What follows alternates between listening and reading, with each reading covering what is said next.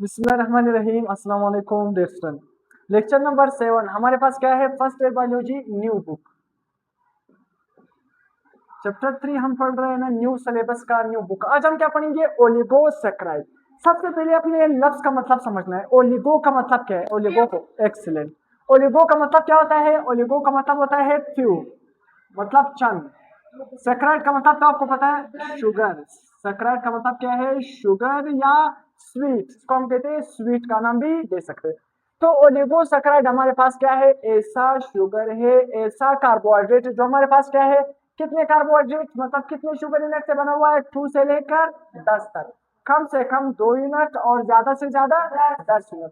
तो आप क्या कहोगे? ओलिगोसैकराइड ऐसा शुगर है जो 2 से लेकर 10 शुगर यूनिट से बना हुआ है।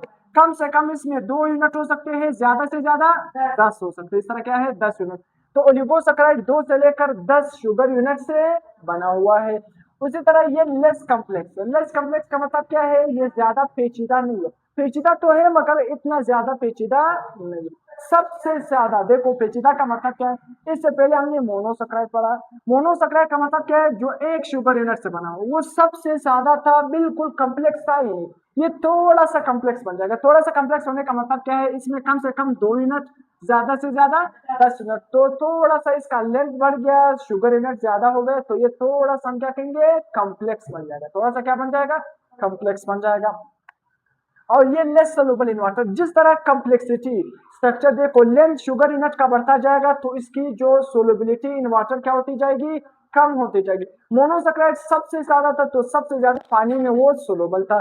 जो ओलिगोसैकराइड है थोड़ा सा कॉम्प्लेक्स बन गया, तो इसी वजह से ये पानी में भी क्या होगा? लेस सोलुबल होगा। Less soluble in water. इसके बाद हमारे पास क्या है? ये लेस स्वीट इन टेस्ट। इसका जायका भी क्या होगा? लेस स्वीट होगा। क्या होगा? लेस स्वीट होगा। अब देखो, अगर कोई आपसे पूछे चौथा पॉइंट, पांचवा पॉइंट, आप क्या लिखोगे? ये क्या है? हम पानी के जरिए इसको क्या कर सकते हैं? हाइड्रोलाइज कर सकते हैं। क्या कर सकते हैं? हाइड्रोलाइज। हाइड्रोलाइज का मतलब क्या है? इसको हम पानी के जरिए मजीद तोड़ सकते हैं। तोड़ सकते हैं मतलब किस तरह? लेट्स सपोज अगर हमारे पास ऐसा ओलिगोसैकराइड जो 2 यूनिट से बना है, जो कितनी शुगर यूनिट से बना है? 2 शुगर यूनिट से बना हुआ है। अगर हम पानी के जरिए इसको इस तरह तोड़ दे तो ये कितनी यूनिट हमारे पास दे सकता है? 2। अगर ये ओलिगोसैकराइड 3 शुगर यूनिट से बना हुआ है तो पानी के जरिए हम तोड़ सकते हैं, कितनी यूनिट हमारे पास बन जाएंगे? 3। तो हम पानी के जरिए इसको फर्दर सिंपल क्या है? मोनोसैकराइड में कन्वर्ट कर सकते हैं, फर्दर इसको हाइड्रोलाइज कर सकते हैं। तो इसके बाद हमारे पास इसका एग्जांपल क्या है? ओलिगोसैकराइड, माल्टोज, सैक्रोज और लैक्टोज। अब देखो, ओलिगोसैकराइड हमारे पास 2 से लेकर 10 शुगर यूनिट वाले हो सकते हैं। जिस ऐसे ओलिगोसैकराइड जिसमें 3 शुगर के यूनिट, जिसमें 4, जिसमें 5, जिसमें 6, जिसमें 7, जिसमें 8, जिसमें 9, जिसमें 10। कम से कम 2। मतलब डाइसैकराइड से होगा, डाइसैकराइड से स्टार्ट होगा अप टू 10 शुगर यूनिट तक, अप टू 10 शुगर यूनिट। अब देखो, डाइसैकराइड ट्राई, डाई का मतलब क्या है? 2। ऐसा ओलिगोसैकराइड जो 2 शुगर यूनिट से बना है। ट्राइसैकराइड, ट्राई का मतलब क्या है? 3। ऐसा ओलिगोसैकराइड जो 3 शुगर यूनिट से बना होगा। उसी तरह टेट्रा का मतलब क्या है? 4। ऐसा शुगर जो 4 यूनिट मतलब क्या है? 4 मोनोसैकराइड से बना हुआ है। मगर देखो, हम अपने बुक में सबसे जो कॉमन हमारे पास, सबसे जो ज्यादा पाया जाता है, सबसे जो कॉमन है वो हमारे पास क्या है? डाइसैकराइड। क्या है? डाइसैकराइड। तो सबसे कॉमन वन क्या है हमारे पास? यहाँ पर मैंने लिखा है डाइसैकराइड, और डाइसैकराइड मैंने ट्राइसैकराइड मैंने ट्राई लिखा है। सबसे कॉमन क्या है हमारे पास? डाइसैकराइड। कौन सा है सबसे कॉमन? डाइसैकराइड। डाइसैकराइड। तो सबसे ज्यादा कॉमन हमारे पास डाइसैकराइड है, और हम अपने बुक में भी डाइसैकराइड को डिटेल से पढ़ेंगे, बाकी हम नहीं पढ़ेंगे। देखो, सबसे पहले जो ये हमारे पास माल्टोज, सक्रोज और लेक्टोज, ये तीनों के तीनों हमारे पास क्या है? डाइसैकराइड। डाइसैकराइड का मतलब क्या है? सिंपल, 2 शुगर यूनिट मतलब 2 मोनोसैकराइड आपस में मिल जाएंगे, हमारे पास डाइसैकराइड बनेगा। अब माल्टोज को हम देखेंगे कि ये किस चीज से बना हुआ है। देखो, माल्टोज। उसी तरह सक्रोज को देखेंगे किस चीज से बना हुआ है, लेक्टोज को देखेंगे किस चीज से बना हुआ है। सबसे पहले हमारे पास सक्रोज। सक्रोज सक्रोज किस चीज से बना हुआ है? जब भी हमारे पास glucose plus fructose, glucose monosaccharide है, फ्रक्टोज मोनोसैकराइड है, जब ग्लूकोज और फ्रक्टोज आपस में मिल जाएंगे तो क्या बन जाएगा? सक्रोज बन जाएगा। क्या बन जाएगा? सक्रोज। तो आपने क्या याद रखना है कि जो हमारे पास सक्रोज है वो किस चीज से बना हुआ है? Glucose plus fructose. अब प्लस फ्रक्टोज, अब हमारे पास ये ग्लूकोज है रिंग स्ट्रक्चर, और ये फ्रक्टोज है हमारे पास रिंग स्ट्रक्चर। मैंने आपको फर्नोज और फायरेनोज रिंग स्ट्रक्चर भी पढ़ाया, ठीक है। फर्नोज का हमारा मतलब क्या है 5 साइडेड रिंग, और फायरेनोज का मतलब क्या है 6 साइडेड रिंग। पिछले लेक्चर में मैंने आपको पढ़ाया भी था। तो ये फ्रक्टोज हमारे पास क्या है 5 साइडेड रिंग बनाता है, ग्लूकोज 6 साइडेड रिंग बनाता है। ये ग्लूकोज है और ये फ्रक्टोज है। अब देखना हमारे पास ये ग्लूकोज का हमारे पास क्या है कार्बन नंबर 1 है, और ये फ्रक्टोज का कार्बन नंबर 2। अब यहाँ पर क्या है, ये जो कार्बन नंबर 1 है ये भी हमारे पास कौन सा कार्बन है, एनोमेरिक कार्बन है। यहाँ पर ये जो कार्बन नंबर 2 है फ्रक्टोज में, ये भी क्या है एनोमेरिक। एनोमेरिक का मतलब क्या है, यहाँ पर भी कार्बन नंबर 1 फंक्शनल ग्रुप। देखो जो कार्बन नंबर 1 एनोमेरिक का मतलब क्या है कि यहाँ पर कार्बन नंबर 1 पर क्या है फंक्शनल ग्रुप है, और कार्बन नंबर 2 पर हमारे पास क्या है फंक्शनल। अगर आप इसको ओपन करोगे तो फंक्शनल ग्रुप किस पर आएगा 2 पर आएगा। तो इसी वजह से कार्बन 1 और कार्बन 2 ये दोनों, यहाँ पर जो ग्लूकोज में कार्बन नंबर 1 हमारे पास क्या है एनोमेरिक, फ्रक्टोज हमारे पास ये जो कार्बन नंबर 2 है ये क्या है एनोमेरिक। अगर दोनों एनोमेरिक कार्बन इस्तेमाल हो गए बॉन्ड फॉर्मेशन में, तब हमारे पास ये शुगर क्या बन जाएगा, हमारे पास वो शुगर नॉन रिड्यूसिंग, मजीद उसको हम रिड्यूस नहीं कर सकते। आप कहोगे क्यों, क्योंकि दोनों जो एनोमेरिक कार्बन है, जो काम के कार्बन है, वो हमारे पास क्या हो गए इस्तेमाल हो गए। जब एनोमेरिक कार्बन इस्तेमाल हो जाएंगे तो हमारे पास मजीद एनोमेरिक कार्बन नहीं बचेगा। जब एनोमेरिक कार्बन नहीं बचेगा तो इसको हम फर्दर रिड्यूस नहीं कर सकते। इसी वजह से हम नाम देंगे नॉन रिड्यूसिंग शुगर। तो सक्रोज हमारे पास क्या बन जाएगा नॉन रिड्यूसिंग शुगर। अब देखो ग्लूकोज का हमारे पास, अब हमारे पास क्या है ग्लूकोज, मेरे के काल आ गए। देखो ग्लूकोज हमारे पास क्या है ये कार्बन नंबर 1 और फ्रक्टोज का कार्बन नंबर 2। अब देखो यहाँ से हमारे पास OH और यहाँ से H, यहाँ से OH सही है, ग्लूकोज से OH और यहाँ से H, ये दोनों आपस में क्या हो जाएगा निकल जाए क्या OH और H। देखो ग्लूकोज से OH जाएगा और फ्रक्टोज से हमारे पास O निकल जाएगा। तो OH इंटू सिंपल, यहाँ पर देखो यहाँ पर O नहीं निकल जाएगा, यहाँ से H निकल जाएगा। क्या निकल जाएगा H, यहाँ से H निकल जाएगा और यहाँ से OH निकल जाएगा। देखो हमारे पास ग्लूकोज से OH निकल रहा है और फ्रक्टोज से H निकल रहा है। जब OH और H निकल जाएगा ना तो इन दो के दरमियान क्या बन जाएगा बॉन्ड। ये दोनों मोनोसैकराइड आपस में मिल जाएंगे। जब दो मोनोसैकराइड आपस में इस तरह मिल जाएंगे तो इससे रिजल्टिंग कंपाउंड डाइसैकराइड तो बनेगा, मगर कौन सा डाइसैकराइड बनेगा सक्रोज बनेगा। क्या बनेगा सक्रोज बनेगा। देखो हमारे पास यहाँ से OH और H निकल गया। जब OH और H निकलेगा तो इसका मतलब क्या है पानी निकल गया, हमारे पास पानी क्या हो गया निकल गया। तो ग्लूकोज और फ्रक्टोज आपस में मिल गए, एक मोनोसैकराइड दूसरा मोनोसैकराइड। जब ग्लूकोज और फ्रक्टोज ये दो मोनोसैकराइड आपस में मिल जाएंगे तो इसके नतीजे में हमारे पास क्या है क्या बनेगा सक्रोज।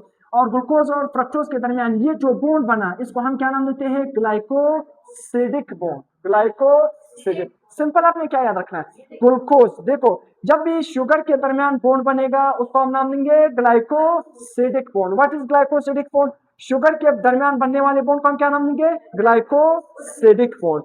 सही है, हमारे पास क्या है शुगर के दरमियान बॉन्ड बिटवीन शुगर यूनिट्स या मोनोसैकराइड। सही है, तो जब भी कार्बोहाइड्रेट या मोनोसैकराइड के दरमियान बॉन्ड बनेगा उसको आप नाम दोगे ग्लाइकोसिडिक। जिस तरह अमाइनो एसिड के दरमियान बॉन्ड बनता है उसको हम क्या नाम देंगे पेप्टाइड बॉन्ड। क्या नाम देते हैं पेप्टाइड बॉन्ड। तो यहाँ पर हमारे पास ये बॉन्ड ग्लाइकोसिडिक। अब ये कौन सा बॉन्ड है 1,2 ग्लाइकोसिडिक। 1,2 का मतलब क्यों, देखो यहाँ से कार्बन नंबर 1 यहाँ से कार्बन नंबर 2, तो हमने नाम देंगे 1,2। ये जो बॉन्ड बना है 1,2 glycosidic bond. Carbon number 1 carbon number 2 के दरमियान बॉन्ड बना है, हम क्या नाम देंगे 1,2 ग्लाइकोसिडिक बॉन्ड। अब इसके बाद हमारे फिर से ये हमारे पास नॉन रिड्यूसिंग शुगर है, दोनों एनोमेरिक कार्बन इस्तेमाल हो गए। तो जब दोनों एनोमेरिक कार्बन इस्तेमाल होंगे ये नॉन रिड्यूसिंग बन जाएगा। दूसरा हमारे पास माल्टोज, जब ग्लूकोज और ग्लूकोज दो ग्लूकोज आपस में मिल जाएंगे तो रिजल्ट में क्या बन जाएगा माल्टोज। क्या बन जाएगा माल्टोज बन जाएगा। जब एक ग्लूकोज दूसरा ग्लूकोज दो ग्लूकोज आपस में मिल जाएंगे तो रिजल्ट में माल्टोज बन जाएगा। और माल्टोज हमारे पास डाइसैकराइड, ये एक ग्लूकोज मॉलिक्यूल ये दूसरा ग्लूकोज मॉलिक्यूल। अब इस केस में देखना फिर से हमारे पास इस साइड से OH और इस साइड से H, OH और H जब निकल जाएगा तो रिजल्ट हमारे पास पानी निकल जाएगा। जब पानी निकल जाएगा तो इन दोनों के दरमियान क्या बनेगा बॉन्ड बनेगा ग्लाइकोसिडिक बॉन्ड। मगर यहाँ पर देखो कार्बन नंबर 1 और कार्बन नंबर 4, यहाँ पर कार्बन नंबर 1 तो हमारे पास एनोमेरिक कार्बन है, मगर जो दूसरा ग्लूकोज है उसमें कार्बन नंबर 4 आ रहा है। कार्बन नंबर 4 हमारे पास एनोमेरिक नहीं है, एक एनोमेरिक इस्तेमाल हो गया और एक एनोमेरिक यहाँ पर है कार्बन नंबर 1। जो कार्बन नंबर 1 है ये दरअसल में हमारे पास क्या है एनोमेरिक है। इस ग्लूकोज में कार्बन नंबर 1 क्या है एनोमेरिक। तो यहाँ पर कार्बन नंबर 1 कार्बन नंबर 4 ये दोनों के दरमियान बॉन्ड बन जाएगा, पानी यहाँ से निकल जाएगा, यहाँ से OH और यहाँ से H निकल जाएगा, तो ये O जो बचा है इन दोनों के दरमियान इस तरह क्या है बॉन्ड बनेगा। तो जब बॉन्ड बनेगा तो हम क्या नाम देंगे अल्फा 1,4। देखो कौन सा कार्बन के दरमियान बना है 1,4, तो अल्फा 1,4। अल्फा क्यों हम नाम दे रहे हैं सिंपल, ये जो ग्लूकोज है ये भी अल्फा है और ये जो ग्लूकोज ये भी क्या है अल्फा। तो दो अल्फा ग्लूकोज के दरमियान जो बॉन्ड बनेगा अल्फा 1,4, कार्बन नंबर 1 और 4 के दरमियान बन रहा है alpha 1,4 glycosidic bond, alpha 1,4 glycosidic bond. तो ये हमारे पास क्या है ये रिड्यूसिंग शुगर है, ये मजीद रिड्यूस हो सकता है। क्यों, क्योंकि इसमें एक एनोमेरिक कार्बन इस्तेमाल हो गया, दूसरा एनोमेरिक कार्बन अभी भी बचा। ये जो एनोमेरिक कार्बन है इसी वजह से ये रिड्यूसिंग प्रॉपर्टी शो कर सकती है। अगर एनोमेरिक कार्बन चला गया तो ये रिड्यूसिंग प्रॉपर्टी शो नहीं कर सकती है। तो एनोमेरिक कार्बन पर हमारे पास क्या है फंक्शनल ग्रुप मौजूद होते हैं, इसी फंक्शनल ग्रुप की वजह से हमारे पास ये क्या है रिड्यूसिंग प्रॉपर्टी शो करती है। अब इसके बाद हमारे पास तीसरा डाइसैकराइड लैक्टोज। लैक्टोज किस तरह बनेगा ग्लूकोज और गैलेक्टोज। जब भी ग्लूकोज और गैलेक्टोज, ग्लूकोज भी मोनोसैकराइड गैलेक्टोज भी मोनोसैकराइड, जब ग्लूकोज और गैलेक्टोज आपस में मिल जाएंगे तो रिजल्ट में क्या बनेगा लैक्टोज, और लैक्टोज हमारे पास एक डाइसैकराइड। देखो आपने फिर से उसी तरह मैंने ये डायग्राम नहीं बनाया, एक हमारे पास ग्लूकोज होगा और दूसरा हमारे पास क्या होगा गैलेक्टोज। तो ग्लूकोज और गैलेक्टोज के दरमियान यहाँ पर भी हमारे पास क्या है ये कार्बन नंबर 1 और ये कार्बन नंबर 1 है, ये कार्बन नंबर 4। तो इसका एनोमेरिक कार्बन इस्तेमाल हो गया, इसका एनोमेरिक कार्बन इस्तेमाल नहीं हुआ। ग्लूकोज का एनोमेरिक कार्बन इस्तेमाल हो गया जबकि गैलेक्टोज का एनोमेरिक कार्बन इस्तेमाल नहीं हुआ। तो यहाँ पर भी 1,4 के दरमियान बॉन्ड बना, मैंने इस तरह अलग-अलग नहीं बनाया, आपको समझ आ गया कि बॉन्ड किस तरह बनता है। ग्लूकोज लिखोगे गैलेक्टोज लिखोगे, पानी रिजल्ट क्या होगा पानी निकल जाएगा, तो हमारे पास यहाँ पर 1,4 ग्लाइकोसिडिक बॉन्ड बनेगा। देखो दो मोनोसैकराइड आपस में मिल गए, जब दो मोनोसैकराइड आपस में मिल जाएंगे तो क्या बनेगा डाइसैकराइड। अब आपने डिसाइड खुद करना है, अगर ग्लूकोज और गैलेक्टोज आपस में मिला, ये दो मोनोसैकराइड आपस में मिले तो लैक्टोज बनेगा। अगर हमारे पास ग्लूकोज प्लस ग्लूकोज ये दो मोनोसैकराइड आपस में मिलेंगे तो क्या बनेगा माल्टोज। अगर हमारे पास ग्लूकोज प्लस फ्रक्टोज ये दो मोनोसैकराइड आपस में मिलेंगे तो क्या बनेगा सक्रोज बनेगा। ये अपने तो यहाँ पर हमारे पास क्या है बीटा 1,4 ग्लाइकोसिडिक बॉन्ड बनेगा। क्या बनेगा बीटा 1,4, क्योंकि बीटा शुगर हम यूज कर रहे हैं। क्या यूज कर रहे हैं बीटा शुगर। मैंने आपको पिछले लेक्चर में अल्फा शुगर बीटा शुगर बताया था यानी, तो यहाँ पर हम बीटा शुगर यूज कर रहे हैं, तो इसी वजह से हमारे पास बीटा 1,4 ग्लाइकोसिडिक बॉन्ड बनेगा। बीटा 1,4 ग्लाइकोसिडिक, आपको तो समझ आ गया 1 और 4 कार्बन नंबर 1 और कार्बन नंबर 4 के दरमियान ग्लाइकोसिडिक बॉन्ड। मगर बीटा शुगर होगा तो हम बीटा साथ लिखेंगे बीटा 1,4 ग्लाइकोसिडिक बॉन्ड। सिलियोबायोस भी उसी तरह, देखो इसमें भी हमारे पास ग्लूकोज के दरमियान बनेगा, मगर यहाँ पर ग्लूकोज क्या है 1,4, यहाँ पर भी 1,4। सिलियोबायोस का भी आप इसी तरह स्ट्रक्चर बनाओ। देखो यहाँ पर आप देखो हमारे पास अल्फा 1,4 ग्लाइकोसिडिक बॉन्ड किसके दरमियान है माल्टोज के दरमियान, मगर सिलियोबायोस भी उसी तरह है। हमारे पास दो ग्लूकोज आपस में मिल जाएंगे, मगर इस केस में दोनों ग्लूकोज क्या होंगे बीटा ग्लूकोज होंगे। क्या होंगे अगर दो बीटा ग्लूकोज आपस में मिले तो वो क्या बनाएगा सिलियोबायोस। जबकि अगर हमारे पास दो अल्फा ग्लूकोज आपस में मिलेंगे तो क्या बनेगा दोस्तों। आपके कॉम्पिटिटिव एग्जाम में इस तरह एमसीक्यू आते हैं कि जब भी हमारे पास दो अल्फा ग्लूकोज आपस में मिल जाएंगे तो क्या बनेगा माल्टोज, दो बीटा ग्लूकोज आपस में मिलेंगे तो क्या बनेगा सिलियोबायोस। तो इसमें बॉन्ड क्या है बीटा 1,4 ग्लाइकोसिडिक बॉन्ड पाया जाता है। अब देखो माल्टोज, माल्टोज के बारे में आप जनरल स्ट्रक्चर के बारे में आपने जाना, बॉन्ड के बारे में। अब आप देखो ये जो माल्टोज है ना हमारे पास ये भी रिड्यूसिंग है, उसी तरह हमारे पास जो क्या है लैक्टोज है ये भी क्या है रिड्यूसिंग है, जबकि सक्रोज हमारे पास क्या है नॉन रिड्यूसिंग है। सक्रोज हमारे पास क्या है नॉन, क्योंकि उसमें दोनों एनोमेरिक कार्बन क्या हो गए इस्तेमाल हो गए। ये भी हमारे पास क्या है नॉन, ये सॉरी ये रिड्यूसिंग, सिलियोबायोस रिड्यूसिंग है, उसी तरह हमारे पास क्या है लैक्टोज रिड्यूसिंग है, उसी तरह माल्टोज रिड्यूसिंग है, एक्सेप्ट सिर्फ सक्रोज हमारे पास नॉन रिड्यूसिंग, उसमें दोनों एनोमेरिक कार्बन क्या हो गए इस्तेमाल हो गए। माल्टोज के बारे में आप क्या लिखोगे, 2 अल्फा ग्लूकोज आपस में मिल जाएंगे क्या बनेगा माल्टोज। ये कहां पर पाए जाते हैं फ्रूट्स में पाए जाते हैं। डाइजेस्टिव ट्रे को देखो, हमारा जो डाइजेस्टिव ट्रे है स्मॉल इंटेस्टाइन लार्ज इंटेस्टाइन, ये हमारे क्या है डाइजेस्टिव ट्रे। तो हमारी डाइजेस्टिव ट्रे के अंदर जो डाइजेस्टिव ट्रे के अंदर हमारे पास क्या पाया जाता है माल्टोज। अब डाइजेस्टिव ट्रे के अंदर आपको कहां से माल्टोज आएगा, जब भी हम स्टार्च खाएंगे तो जब स्टार्च की डाइजेशन होगी, स्टार्च की क्या होगी डाइजेशन, स्टार्च की डाइजेशन कौन करेगा एमाइलेज, कौन सा एंजाइम अमाइलेज एंजाइम। जब अमाइलेज एंजाइम स्टार्च की डाइजेशन करेगा तो उसके नतीजे में क्या प्रोड्यूस होगा माल्टोज। अल्कोहल की सिंथेसिस देखो माल्टोज से होती है, अल्कोहल की सिंथेसिस किससे होती है माल्टोज से होती है। अगर आप देखो माल्टोज को ब्रेक डाउन करोगे, माल्टोज को कौन तोड़ता है कौन सा एंजाइम एमाइलेज, ये आपने याद रखना है। माल्टोज को तोड़ने वाला एंजाइम एमाइलेज, क्या है? एमाइलेज, मिनाइलेज नहीं, एमाइलेज, सही है। अब देखो हमारे पास क्या है, अगर आप देखो स्टार्च, अगर आप स्टार्च की ब्रेक डाउन करोगे अमाइलेज एंजाइम के जरिए तो हमारे पास क्या बनेगा? मिल्क शुगर बनेगा। क्या बनेगा? मिल्क। तो माल्टोज सिंपल किस तरह बनेगा? स्टार्च की ब्रेक डाउन करो अमाइलेज एंजाइम के जरिए तो हमारे पास क्या बनेगा? माल्टोज बनेगा। और माल्टोज को हम माल्ट शुगर भी कहते हैं। क्या नाम देते हैं? Malt sugar. इस प्रोसेस को हम क्या नाम देते हैं? Malting. What is malting? Simple breakdown of starch with the help of amylase enzyme. Process is called malting. क्या है? malting. लेक्टोज के बारे में, लेक्टोज का मतलब क्या है? मिल्क। लेक्टो का मतलब क्या है?